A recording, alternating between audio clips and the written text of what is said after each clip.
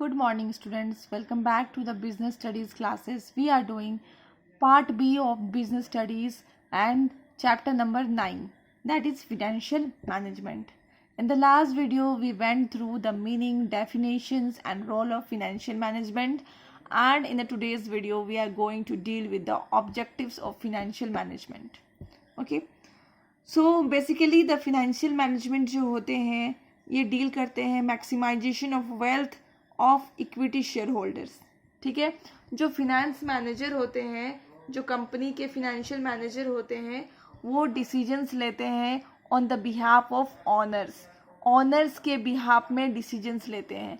And you know the real owner of the organisations are shareholders of that organisation.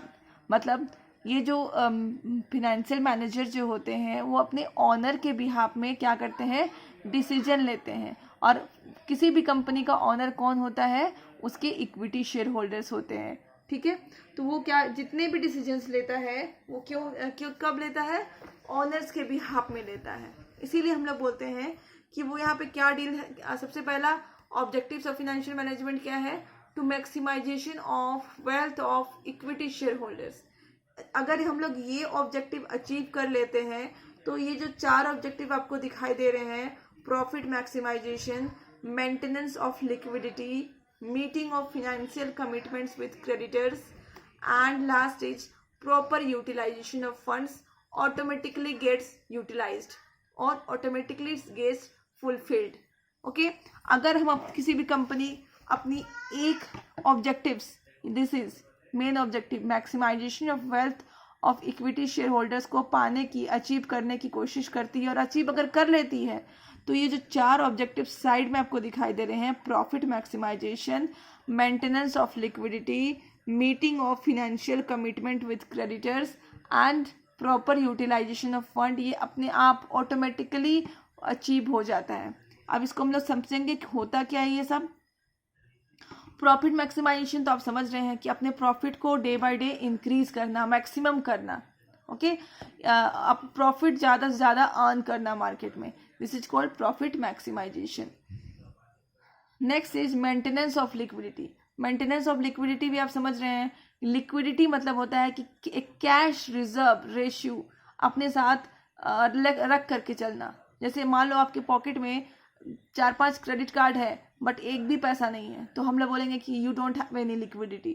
और वही जगह आपके पास credit card तो है ही, ठीक है, that is different thing, but you are keeping 1000, पूरा चेंज आप रखे हुए हैं 1000 का, तो that means you have liquidity. तो उसी तरह से कंपनी भी क्या करती है, अपने पास एक अच्छा खासा कैश का रेशियो, कैश मतलब पैसा रखी रहती है. ठीक है, पैसा मतलब हो गया कि working capital, we are talking about working capital. अगर आप सारे जो आपके पास फिनेंस है उसको आप यूज़ कर दोगे फिक्स कैपिटल में, फिक्स असेट्स खरीदने में, सबका लैंड खरीद लिए, बिल्डिंग खरीद लिए, तो फिर जब आपको रॉ मटेरियल खरीदने की बारी आएगी, ठीक है, लेबर को पैसा देने की बारी आएगी, वेज देने की बारी आएगी, सैलरीज देने की बारी आएगी, तो आप कहाँ से दोगे. बिजली बिल भरने की बारी आएगी, ठीक है, आपको मेंटेनेंस करने की बारी आएगी, तो आप कहाँ से दोगे. You will sell fix assets. क्या आप लोग जाके फिर से फिक्स असेट्स बेचोगे और पैसा लेकर के आओगे ये सब पे ऑफ करने के लिए? No, this is not possible.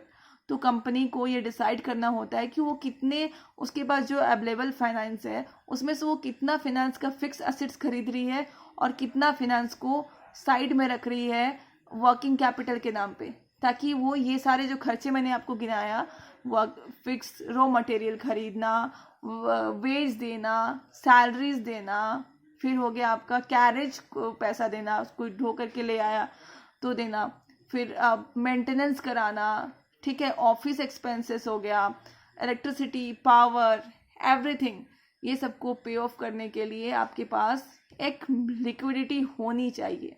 That is working capital is required for smooth functioning of the organisation. Okay, smooth functioning के लिए आपके पास एक लिमिट का जो वर्किंग कैपिटल है वो होना चाहिए, तो जिसको हम लोग बोलते हैं maintenance of liquidity. Then next is proper utilisation of funds. ये तो हम लोग स्टार्टिंग में ही पढ़े थे कि आप कहीं से, फिनेंशियल मैनेजमेंट का काम ही है कि वो कहीं से सबसे पहले तो फंड का जुगाड़ करें, ठीक है, that is acquisition of fund. जो सिंपल लैंग्वेज अगर मैं बोलूँ फंड का जुगाड़ करे, उसका मतलब होता है acquisition of fund. And at the same time it also deals with the proper distribution of fund. ठीक है, मतलब आप फंड को प्रॉपरली यूटिलाइज कर रहे हैं विदाउट एनी वेस्टेज, तो उसको हम लोग क्या बोलेंगे, प्रॉपर एलोकेशन ऑफ फंड और डिस्ट्रीब्यूशन ऑफ फंड। ओके, और efficient distribution of fund. Okay, या फिर हम सरप्लस इसलिए रखते हैं अपने for smooth running of the business, तो इसको बोलते हैं proper utilisation of fund. Fund को भी अच्छे से यूटिलाइज करें। And next is meeting of financial commitment with creditors. हो सकता है हम अपने क्रेडिटर्स से कुछ पैसा उधार लिए हुए हैं और उसको बोले हैं कि भाई तुमको हम 1 महीना के अंदर वापस कर देंगे, तो ये जो आपने कमिटमेंट करा है क्रेडिटर्स से, ठीक है, उसको भी तो हमें फुलफिल करना है। अगर आप फुलफिल नहीं करोगे तो नेक्स्ट टाइम आपको वो कोई भी हेल्प नहीं करेंगे, क्रेडिट नहीं देंगे, क्रेडिटिबिलिटी आपका ख़त्म हो जाता है। ठीक है, तो this all are the objectives of financial management. तो फिनेंशियल मैनेजमेंट ये ऑब्जेक्टिव्स कैसे फुलफिल करेगी, फुलफिल ये सारे ऑब्जेक्टिव्स जो है, जो आपको 4 साइड में दिखाई दे रहे हैं, वो ऑटोमेटिकली फुलफिल हो जाती है जब आपका जो मेन ऑब्जेक्टिव्स है that is maximisation of wealth of equity shareholders. Equity shareholders को कब पैसा मिलता है, लास्ट में मिलता है, बिल्कुल ठीक है ना, जब आप सारे आउटसाइडर्स को पे ऑफ कर देते हैं, लाइक आप क्लेम ऑफ सप्लायर्स को पे कर दिए, एम्प्लॉयज को पे कर दिए, लेंडर्स को पे कर दिए, क्रेडिटर्स को पे कर दिए, और भी जितने भी अदर्स क्लेम्स होते हैं सारे को पे ऑफ कर दिए, तब जाके लास्ट में शेयर होल्डर्स का नंबर आता है। ठीक है, खास करके इक्विटी शेयर होल्डर्स की अगर हम बात करें, अभी हम प्रीफरेंस शेयर होल्डर्स की बात नहीं कर रहे हैं, इक्विटी शेयर होल्डर्स की बात कर रहे हैं, तब जाकर के इक्विटी शेयर होल्डर्स का नंबर आता है। ठीक है, तो अगर आप ये जो मैक्सिमाइजेशन ऑफ वेल्थ हो, आप सोचते हैं कि इक्विटी शेयर होल्डर्स को मैक्सिमम प्रॉफिट हो, मैक्सिमम प्रॉफिट कब होगा, जब आप लास्ट में उसको डिविडेंड प्रोवाइड करेंगे। उनको डिविडेंड मिलेगा कब, बिल्कुल लास्ट में मिलेगी, जब आप क्रेडिटर्स को पे कर रहे हैं, सप्लायर्स को पे कर रहे हैं, आप अपनी जितनी भी लाइबिलिटीज होती हैं, आउटसाइड लाइबिलिटीज, सारे को पे ऑफ करते हैं। ठीक है, तब जाकर के लास्ट में आप शेयर होल्डर्स को उनका प्रॉफिट या फिर डिविडेंड बोल लो या फिर हक बोल लो, तब थमाते हैं हाथ पे। ठीक है, तो आप ये सारे जो हैं आपके 4 ऑब्जेक्टिव्स, उसको आप एक ऑब्जेक्टिव आप पूरा करोगे तो 4 ऑब्जेक्टिव ऑटोमेटिकली उसको फॉलो करके फुलफिल हो जाती हैं। Okay, next is our financial decisions. कोई भी फिनेंस का जो मैनेजर होता है उसको 3 डिसीजंस लेने होते हैं। एनी फिनेंशियल मैनेजर, जितने भी फिनेंशियल मैनेजर्स जो होते हैं वो बेसिकली 3 डिसीजंस लेते हैं। यही तीनों डिसीजंस जो होता है किसी भी ऑर्गेनाइजेशन का सक्सेसफुल और फेलियर होने का कारण बनता है। ये 3 डिसीजन है। सबसे पहला है financial decisions, second is investment decisions and third is dividend decisions. ठीक है, financial decisions, just I'm going to just give you with the introduction, थोड़ा सा इंट्रोडक्शन दे रही हूँ। नेक्स्ट क्लास में हम लोग इसको बहुत ही डिटेल से पढ़ेंगे, क्योंकि देखो अपने बुक में बहुत डिटेल में दिया हुआ है। सबसे पहले तो आपको दिया हुआ है कि इन्वेस्टमेंट डिसीजंस होता क्या है, इसके फैक्टर्स दी गई हैं, देन इम्पोर्टेंस दी गई हैं तीनों के। ओके, तो इसको हम लोग बहुत ही डीपली पढ़ने वाले हैं। तो in today's video I'm just giving you the brief introduction. Okay, सबसे पहला हमारा क्या है, फिनेंशियल डिसीजंस। कोई भी मैनेजर को सक्सेसफुल ऑर्गेनाइजेशन बनाने के लिए 3 डिसीजंस मेनली लेने पड़ते हैं। First is financial decisions, second is investment decisions and third is dividend decisions. ये मेनली आपको ऑब्जेक्टिव्स में पूछा जा सकता है। ओके, तो बी प्रिपेयर्ड। पहला है फिनेंशियल डिसीजन। फिनेंशियल डिसीजन में हम लोग सबसे पहले डिसाइड करते हैं कि हमारा जो कैपिटल होगा उसमें कितना % डेप्ट होगा और कितना % इक्विटी होगा। Okay, next is our investment decisions. Investment decision में हम लोग कैपिटल बजटिंग को ये करते हैं, प्लान करते हैं कि किस तरह का हमारा कैपिटल बजटिंग होगा, एंड वर्किंग कैपिटल हम कितना मेंटेन करेंगे ताकि हम अपना जो ऑर्गेनाइजेशन है उसको स्मूथली रन कर पाए।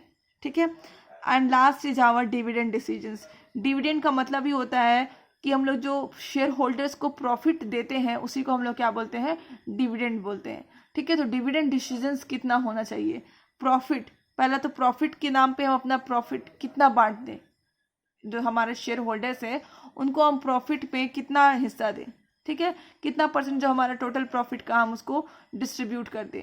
And second is retained earning. Retained earning का मतलब होता है कि प्रॉफिट का कुछ हिस्सा आप बचा करके रख देते हो फ्यूचर के लिए, कि फ्यूचर में आप क्या करोगे उसको एज एक्स्ट्रा, अगर मान लो आपको एक्सपेंड करना है अपने बिजनेस को या फिर मॉडर्नाइज करना है, तो वही जो आपने बचा बचा करके रखा है जिसको हम रिटेन्ड अर्निंग का नाम देते हैं, तो उसको आप क्या करते हो, यूज़ कर लेते हो अपने बिजनेस में, ठीक है।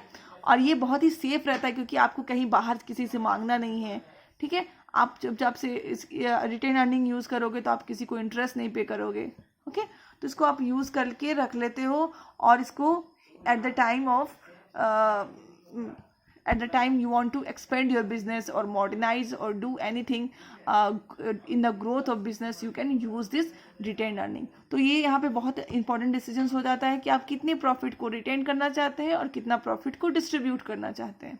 तो ये डिसीजंस हमें कहाँ कब लेना है, अंडर डिविडेंड डिसीजंस, ठीक है।